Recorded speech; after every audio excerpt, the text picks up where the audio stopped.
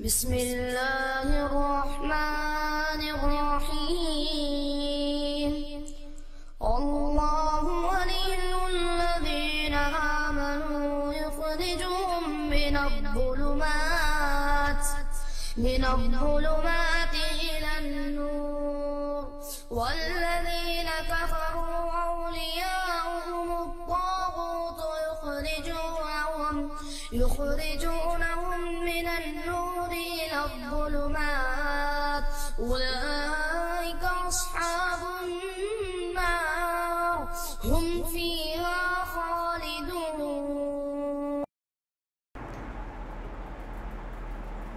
अस्सलामु अलैकुम वरहमतुल्लाहि वबरकातुहू।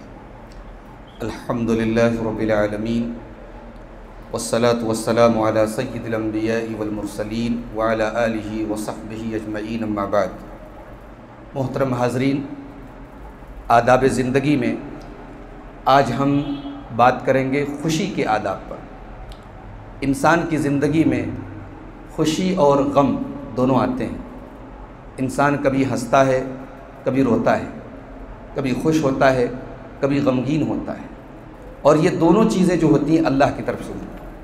व अन्नहु हुवा अज़हक व अबका, अल्लाह ने फरमाया अल्लाह ही तुम्हें हंसाता है और अल्लाह ही तुम्हें रुलाता है।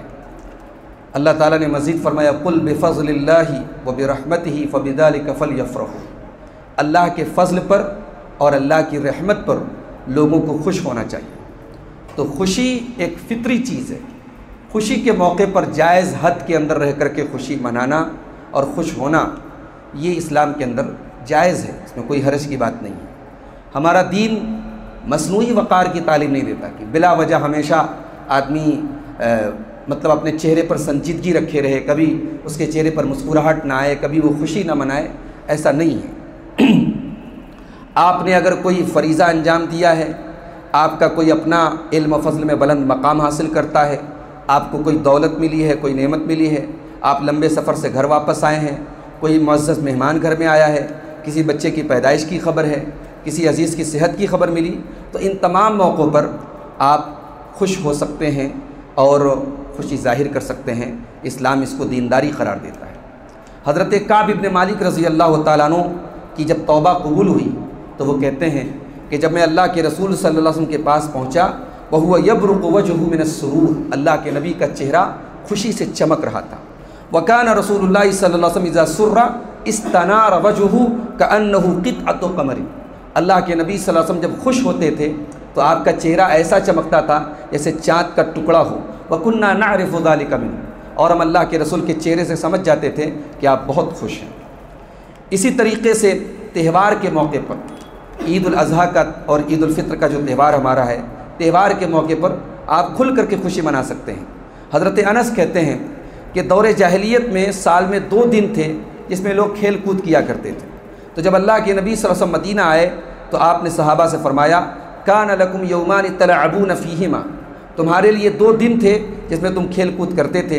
वक़द अब्तलकुमुल्लाहु बिहा खैरम मिनहुमा, अल्लाह ताला ने उन 2 दिनों से बेहतर तुमको 2 दिन दिए हैं, यौमुल फ़ित्र व यौमुल अज़हा, एक ईद उल फ़ित्र का दिन है और एक ईद उल अज़हा का दिन है।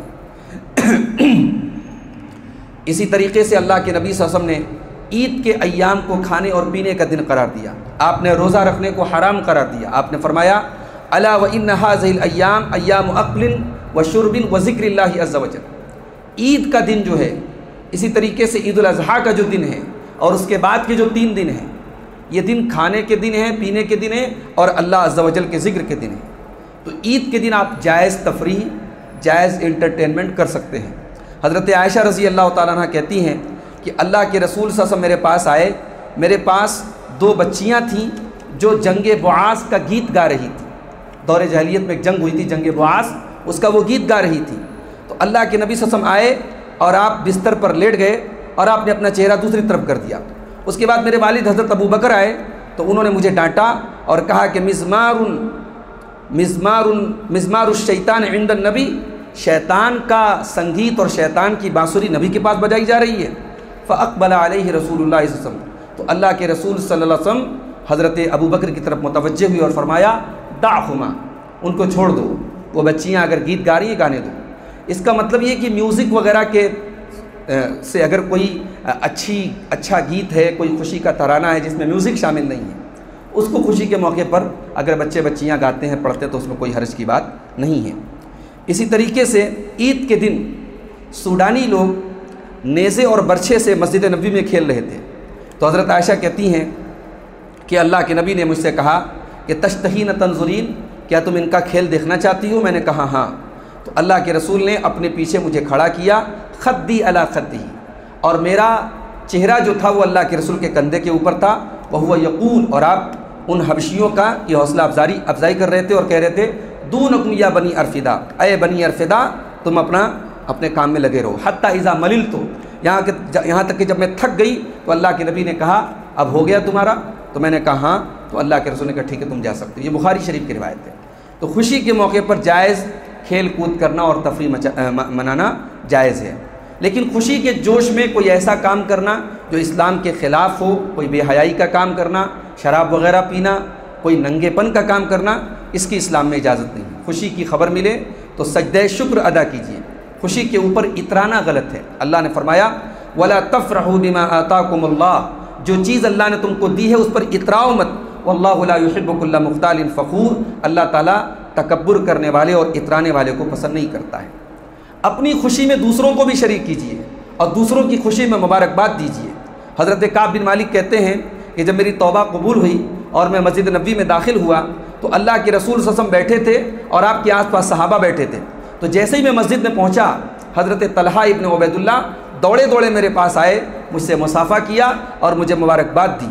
उनके अलावा मुहाजिरीन में से कोई खड़ा होकर के मेरे पास नहीं आया, और मैं आज तक अबू तलहा की ये बात मैं भूल नहीं सकता।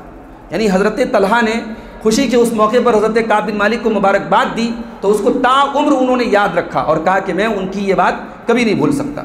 तो आपके समाज में, आपके पड़ोस में, आपके रिश्तेदारी में, आपके ताल्लुकात में किसी की शादी हो, किसी के घर बच्चा पैदा हो, किसी के अगर कोई भी खुशी का मौका हो, आप उसको मुबारकबाद दे दीजिए। निकाह में अगर किसी की शादी हुई है, आप उसको बरकत की दुआ दीजिए, बारकल्लाहु लका व बारक अलैका व जमअ बैनकुमा फ़ी खैर। जो बरकत की दुआ सिखाई अल्लाह के नबी सल्लल्लाहु अलैहि वसल्लम ने शादी के मौके पर, वो आप उसको दुआ दीजिए।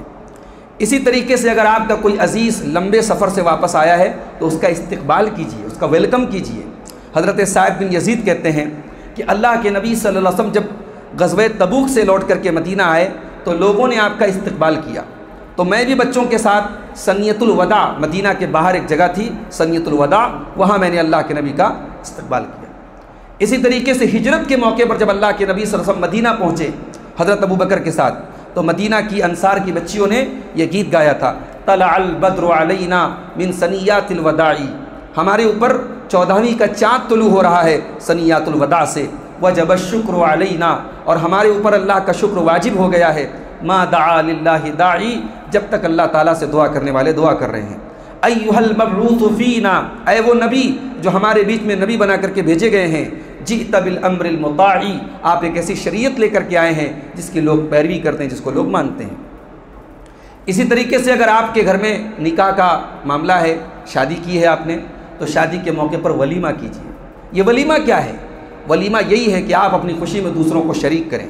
अल्लाह के रसूल सल्लल्लाहु अलैहि वसल्लम ने हज़रत अब्दुर्रहमान इब्न औफ से फरमाया, औलिम वलौ बिशातिन, वलीमा करो अगरचे एक बकरी ही ज़बा क्यों ना करो। अगर किसी की शादी में आपको दावत मिली है, आप शादी में शरीक नहीं हो पाए, तो आज मैसेज का दौर है, आज कॉल का दौर है, आप उसको फ़ोन के ज़रिए मुबारकबाद दे दीजिए, उसको मैसेज व्हाट्सएप के ज़रिए मुबारकबाद दे दीजिए, ताकि उसको महसूस हो कि आप उसकी खुशी में शरीक हुए हैं।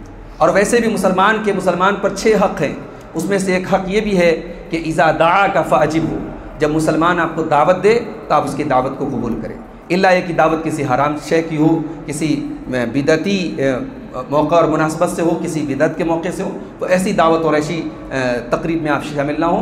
बाकी कोई दुनियावी एतबार से खुशी का मौका हो और वलीमा हो, अकीका हो, किसी ने नया मकान बनाया है, किसी के घर में बच्चे की पैदाइश हुई, इस तरीके की कोई खुशी का मामला है और वो आपको दावत देता है, तो ज़रूर उसकी दावत को कबूल करें और उसकी खुशी में शामिल हों। तो ये थे खुशी के चंद आदाब कुरान और सुन्नत में जो हमें बताए गए हैं।